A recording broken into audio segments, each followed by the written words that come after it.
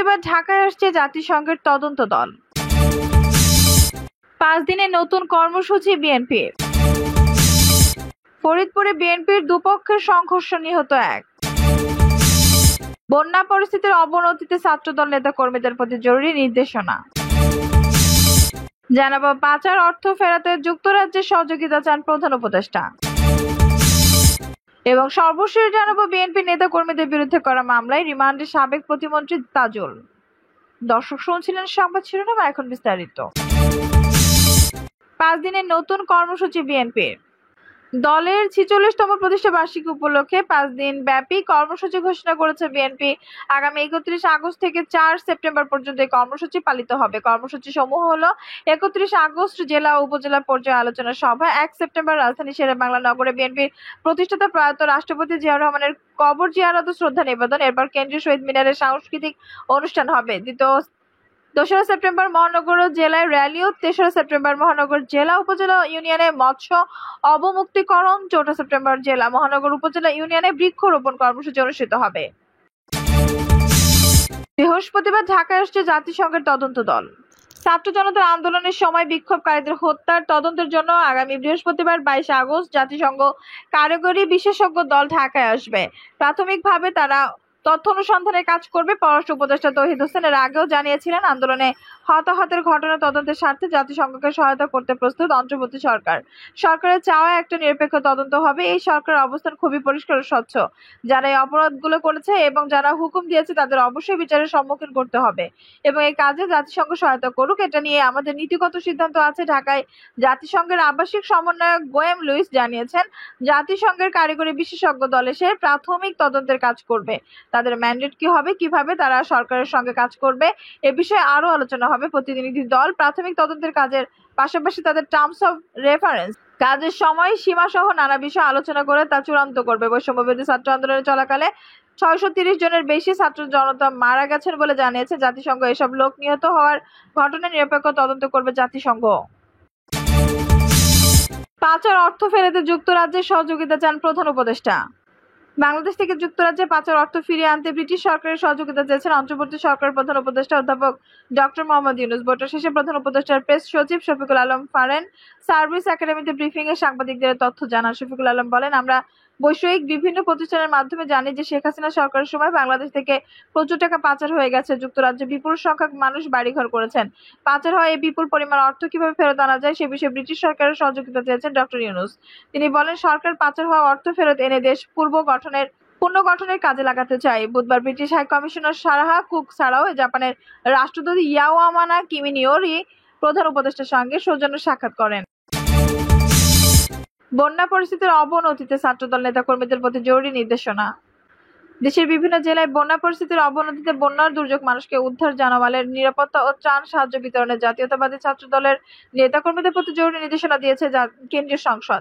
এতে বলা হয়, ফেনী, লক্ষ্মীপুর, নোয়াখালী, কুমিল্লা, চাঁদপুর, ব্রাহ্মণবাড়িয়া, খাগড়াছড়ি, রাঙামাটি, কক্সবাজার, হবিগঞ্জ, মৌলভীবাজার, নেত্রকোনা, রংপুর, জামালপুর, গাইবান্ধা, বগুড়া, কুড়িগ্রাম, সিরাজগঞ্জ, লালমনিরহাট, টাঙ্গাইল, পাবনা, মানিকগঞ্জ, মুন্সিগঞ্জ, রাজবাড়ী, ফরিদপুর, শরীয়তপুর, সুনামগঞ্জ সহ দেশের বিভিন্ন জেলায় বন্যা পরিস্থিতির অবনতি হয়েছে। টানা বর্ষণ ও ভারত থেকে আসা পাহাড়ি ঢলের কারণে এই বন্যা পরিস্থিতি তৈরি হয়েছে। সরকারের তরফে বন্যা দুর্যোগ এলাকাগুলোতে উদ্ধার কাজ পরিচালনা ও বন্যার্তদের সহযোগিতা করা শুরু হলেও তা এখনো পর্যন্ত নয়। ছাত্রদলের কেন্দ্রীয় সংসদ জানায়, প্রতিষ্ঠার পর থেকে বাংলাদেশে যে কোনো দুর্যোগে, দুর্বিপাকে কিংবা সংকটের একটি দায়িত্বশীল সংগঠন হিসেবে বাংলাদেশের জাতীয়তাবাদী ছাত্রদলের নেতাকর্মীরা সবসময় সাধারণ মানুষের পাশে দাঁড়িয়েছে। হঠাৎ এই বন্যায় মানুষের জীবন ও সম্পদ রক্ষা এবং ত্রাণ সহায়তায় কার্যক্রম পরিচালনা সংশ্লিষ্ট ইউনিটি সমূহ বাংলাদেশ জাতীয়তাবাদী দল ছাত্রদলের নেতাকর্মীদের প্রতি নিম্নোক্ত নির্দেশনা দেওয়া হলো: সাধারণ মানুষকে নিরাপদ স্থানে সরিয়ে আনার কাজে সর্বোচ্চ সহযোগিতা করতে হবে। গবাদি পশুগুলোকে নিরাপদ স্থানে নিয়ে আসার ব্যবস্থা করতে হবে। উদ্ধার কাজে সক্রিয়ভাবে অংশগ্রহণের জন্য প্রতিটি ইউনিটে প্রয়োজনীয় সংখ্যক রেস্কিউ টিম প্রস্তুত রাখতে হবে। স্থানীয় বিএনপি নেতাদের সঙ্গে পরামর্শক্রমে ত্রাণ কার্যক্রম পরিচালনা করতে হবে। শুকনো কিংবা রান্না করা খাবার খাবার, স্যালাইন, ফিটকিরি, পানি বিশুদ্ধকরণ, ট্যাবলেট সহ প্রয়োজনীয় ওষুধ প্রস্তুত রাখতে হবে। যারা বাড়ি ছেড়ে আশ্রয় কেন্দ্রে যাবেন তাদের বাড়িঘরে নিরাপত্তা নিশ্চিতের জন্য স্থানীয়দের সঙ্গে পরামর্শক্রমে প্রয়োজনীয় উদ্যোগ নেবেন। বন্যা পরবর্তী সময়ে শিক্ষার্থীদের শিক্ষা উপকরণ সহ প্রয়োজনীয় সহযোগিতা দিতে হবে। সব ক্ষেত্রে নারী, শিশু ও বয়োবৃদ্ধদের অগ্রাধিকার দিতে হবে। বাংলাদেশ জাতীয়তাবাদী ছাত্রদল কেন্দ্রীয় সংসদের পক্ষ থেকে দুর্গত এলাকায় চিকিৎসা সহায়তার জন্য মেডিকেল টিম গঠন করা হবে। বন্যা পরবর্তী সময়ে ক্ষতিগ্রস্ত বাঁধ পুনর্নির্মাণ সহ যাবতীয় কার্যক্রমে সক্রিয়ভাবে অংশ নিতে হবে। বন্যা পরবর্তী সময়ে টাইফয়েড, ডায়রিয়া, আমাশয় সহ বিভিন্ন রোগের প্রাদুর্ভাব দেখা দেয়। সেজন্য ইউনিটি ভিত্তিক মেডিকেল টিম সংগঠন, প্রয়োজনীয় চিকিৎসা ও ওষুধ বিতরণের প্রয়োজনীয় প্রস্তুতি নিতে হবে। বাংলাদেশ জাতীয়তাবাদী ছাত্রদল কেন্দ্রীয় সংসদের সভাপতি রাকিবুল ইসলাম রাকিব ও সাধারণ সম্পাদক নাসির উদ্দিন নাসির সার্বিকভাবে পুরো বিষয়গুলো সমন্বয় করবেন। বন্যা দুর্গতদের পাশে দাঁড়ানোর যাবতীয় তথ্য ভিত্তিক কেন্দ্রীয় দপ্তরে পাঠাবেন। বাংলাদেশ জাতীয়তাবাদী ছাত্রদলের সভাপতি রাকিবুল ইসলাম রাকিব ও সাধারণ সম্পাদক নাসির উদ্দিন নাসির এসব নির্দেশনা দিয়েছেন। ফরিদপুরে বিএনপির দুপক্ষের সংঘর্ষ, নিহত 1। ফরিদপুরের নগরকান্দায় কৃষক দলের কেন্দ্রীয় কমিটির সাধারণ সম্পাদক শহীদুল ইসলাম বাবলু ও বিএনপির কেন্দ্রীয় সাংগঠনিক সম্পাদক ফরিদপুর বিভাগ শামা ওবায়দের সমর্থকদের মধ্যে সংঘর্ষে কবির ভূঁইয়া নামের এক ব্যক্তি নিহত হয়েছেন। এছাড়া 8 থেকে 10 জন আহত হয়েছেন। নিহত কবির ভূঁইয়া নগরকান্দা পৌরসভার ছাত্রলীগ ছাগলদি মহল্লার বাসিন্দা বশিরউদ্দিন ভূঁইয়ার ছেলে। তিনি শহীদুল ইসলাম বাবুলের সমর্থক বলে জানা গেছে।